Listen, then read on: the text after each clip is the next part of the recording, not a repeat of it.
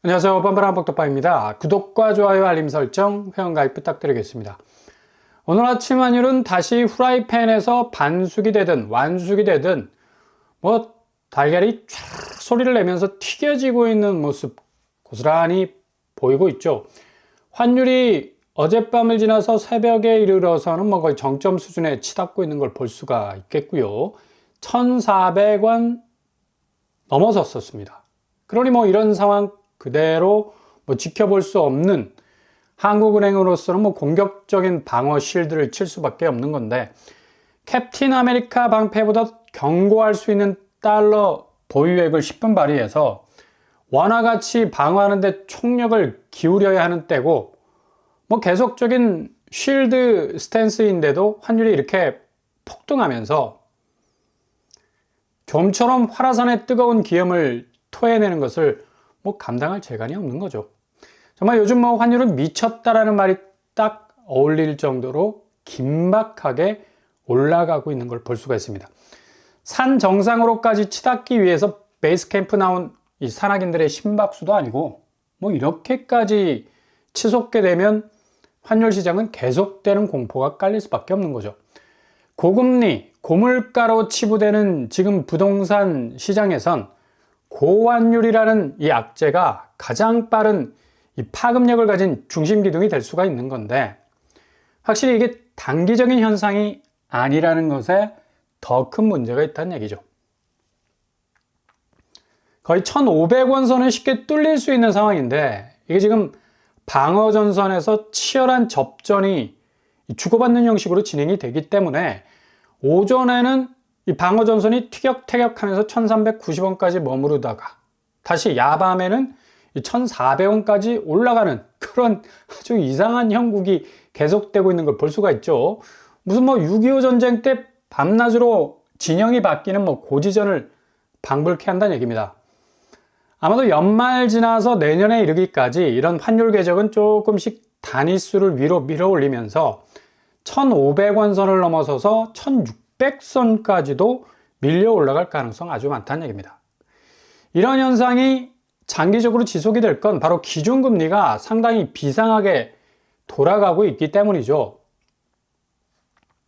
요즘 미국 연준 분위기가 한 달 전과는 완전히 강경하게 바뀌고 있는 걸 볼 수가 있고요. 일단 트럼프 쪽에서 기준금리를 변화무쌍하게 들었다 놨다 할 가능성 높은 상황에선 연준 임원들이 미리미리 방어막을 치고 나오는데 상당히 겉으로 보기에 강경하게 보일 정도죠. 파월이 다음 달 기준금리 동결 가능성 언급함과 동시에 이제 기준금리 부분에선 우리가 알아서 할게, 그러니까 잔소리 그만하라 라는 뉘앙스를 풍기면서 동시에 연준 부의장까지 거들면서 트럼프가 연준 임원들 해임하려 해도 우리는 안 나가, 책상을 빼도 몸은 빠지지 않을 거니 알아서들 하시게. 이건 상당히 강경한 발언 아닙니까? 절대로 기준금리 컨트롤은 그 운전대를 다른 사람에게 맡기지 않고 셀프 조종칸 확실하게 확보하겠다라는 얘기인데, 이게 지금 대통령 당선자와 연준의 기싸움이 무슨 한국 삿바 씨름 보는 것처럼 아주 미리미리 선제적 유리한 포지션 잡으려고 난리가 났습니다. 결국 미 연준은 기준금리 부분에선 고금리 상황 때와 똑같은 그런 모습으로 유턴하려는 분위기 띄우고 있고, 트럼프는 어떻게 해서든 단기간 안에 성과를 내야 되니까 금리 내릴 생각 가지고 있는 건데, 이 싸움의 기저에는 바로 무한 재정 확대를 위한 선제 조치로 일단 트럼프는 기준금리를 내려서 시장의 부담을 덜려는 단기적인 셈법이 있는 것으로 보이고, 연준은 이와 반대로 보호무역이 본격 시동이 걸리게 되면 당연히 물가는 인플레를 자극할 수밖에 없는 건데, 그동안 3년의 인고 세월 물가 하나 잡기 위해서 인플레 국면 모면하기 위한 처절한 투쟁의 시간이 속절없이 물거품이 될 것 같은 그런 촉이 딱 오니까 당연히 지금 상황에서 섣불리 기준금리를 아래로 내릴 수 없는 처진 겁니다. 다시 유동성 확대가 거세게 밀려 들어오면 기준금리는 아래로 가는 게 아니라 위로 밀어 올려야 물가가 잡히든 말든 할 건데, 지금 연준은 이런 상황을 미리 염두에 두는 눈치죠. 이게 지금 미국의 기준금리가 이전의 고점 5.5% 선상을 다시 거슬러 올라가서 그 기준점을 넘어버릴 수 있는 엄청난 고금리 상황까지도 내다보고 있는 상태라는 것을 알 수가 있습니다. 최근에 파월 연준 의장의 매파적 발언, 미국 증시를 강타할 정도로 미국 경제 금리나 서둘러야 할 신호 없다라는 말을 던짐으로써 완전히 한 달 전과는 다른 모드로 가는 것을 확인하는 그런 폭탄 발언까지 했었죠. 이거 언제든 다시 기준금리 레버를 착륙이 아닌 이륙 쪽으로 돌릴 수 있다라는 시그널이 될 수도 있고, 점도표가 무슨 바이블도 아니고 그대로 따라갈 이유가 없는 거라. 그러니 당연히 언제든 파쇄기에서 파쇄할 수 있는 문서 정도로만 참고할 수 있는 금리 궤적표였다는 거고, 아마도 12월 미 연준은 금리 인하에 대한 브레이크를 제대로 딱 각을 잡고 동결에 나설 가능성 아주 높습니다. 게다가 내년 1월 트럼프가 집권을 하게 되면 물가 폭등은 당연한 수순이기 때문에 지금 4.75% 기준금리 수위를 다시 올려서 5.5% 예전 수위까지 올리다 못해 6%까지 갈 수 있다는 분석도 나오고 있죠. 그래서 올해 기준금리 4.75%까지 내린 거는 이게 종착역으로 가는 귀로의 궤적이 아니라 그냥 단기적인 일부 과정에서의 변화라는 얘기고, 내년 2025년이 되면서 다시 미국 최종금리가 6% 선을 충분히 위협할 수 있는 수위까지 올라갈 수 있다라는 안개 속 분석까지 나올 수 있다는 얘기죠. 아마도 미국 연준은 치열하게 금리 부분에 대해서 트럼프 행정부와 기싸움을 계속해서 해 나갈 것으로 보인다는 얘기입니다. 이렇게 되면 국내 금리는 그냥 오토매틱으로 비상에 걸릴 수밖에 없는 건데, 벌써부터 이런 조짐들이 본격적으로 미국발 시그널이 흘러나오자 국내 신용대출 금리 벌써 7% 선을 넘어서기 시작을 하고 있습니다. 은행 신용대출 금리가 7%라. 이거 정말 고금리거든. 이건 무슨 고리대금하는 것도 아닐 건데, 기존 신용대출 금리는 아무리 높아도 7% 선까지 건들지 않았는데, 그만큼 은행채 금리 자체가 미국의 움직임이 심상치 않으니까 국채금리 인상으로 인한 충격파를 서서히 드러내고 있다는 얘기죠. 실수요자들도 꼭 생활자금으로 대출을 받아야 하는 사람들의 입장에선 정말 손가락을 깨물고 싶을 정도로 궁색한 코너에 몰릴 수도 있는 건데, 이미 인터넷뱅크, 카카오뱅크에서는 신용대출 금리 상단을 7%로 선을 딱 그어 놓고 있고요. 그동안 그렇게 착한 금리로 고객들을 많이 유인을 했었는데, 인터넷뱅크 너마저 고금리로 뛰어오른 걸 볼 수가 있죠. 시중은행은 이렇게 말할 것도 없이 똑같은 레이스로 가고 있는 와중에 있습니다. 게다가 터치 몇 번으로 고객님 대출 승인되셨습니다. 얼마나 쉽게 문자를 그동안 받았습니까? 그러나 이젠 비대면으로 대출 못 받습니다.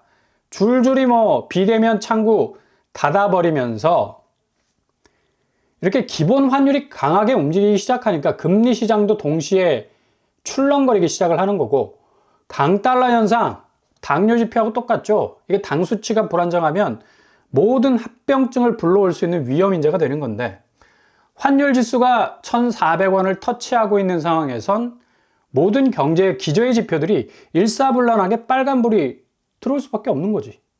그러니 평소에 다이어트 잘 하고 있어야 됩니다. 체중 불면 일단 위험해. 경제 지표도 마찬가지입니다.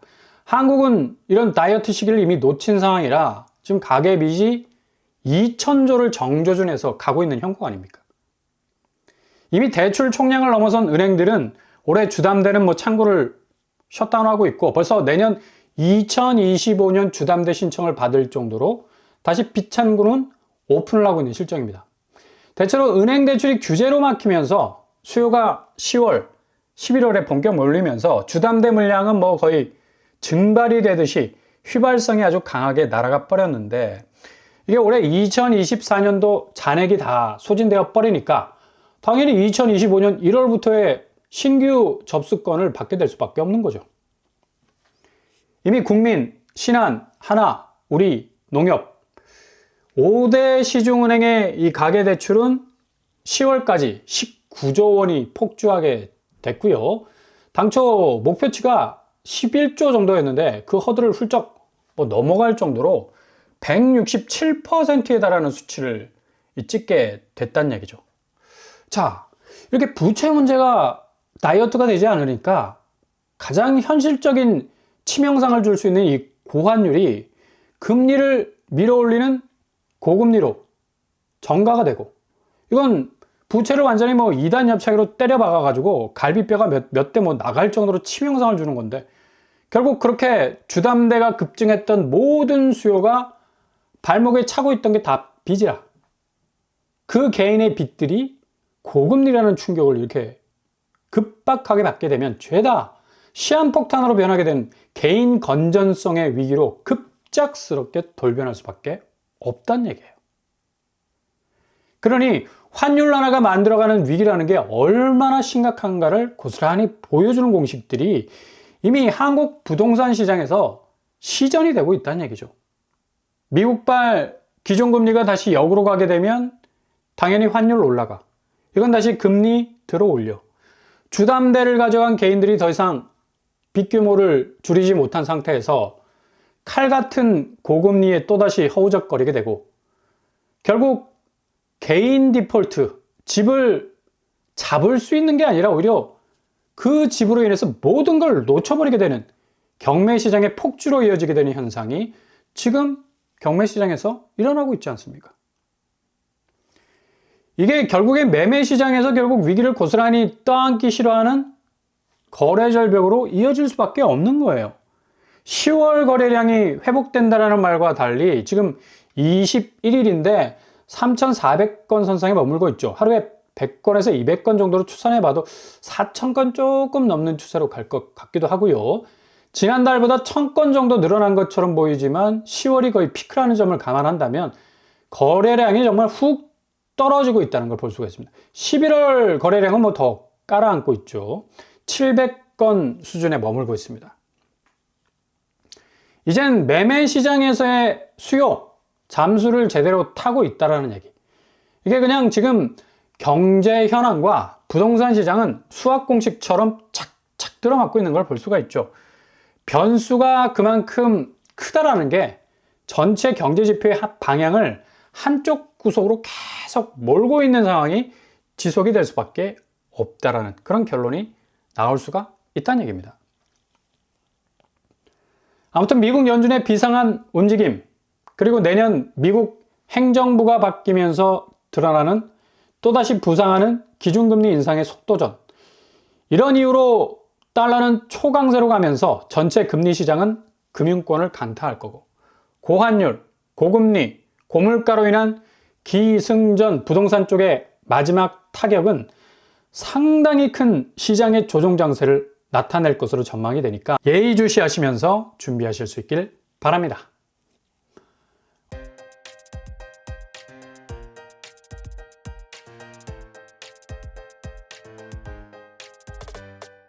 오늘의 부동산 캐릭터처, 환율 상황이 심각한 건 그만큼 국내 모든 금융시장의 궤적을 한 방에 바꿔버릴 만한 파괴력이 있기 때문이죠.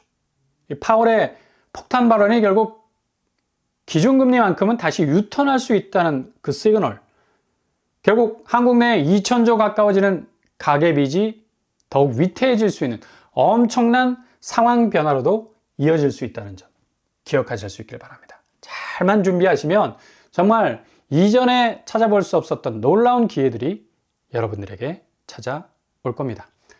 오늘도 응원합니다. 항상 여러분의 길이 꽃길만 되실 수 있길 바랍니다. 이상 로봇 한번 똑바로 마치겠습니다. 구독과 좋아요 부탁드립니다. 감사합니다.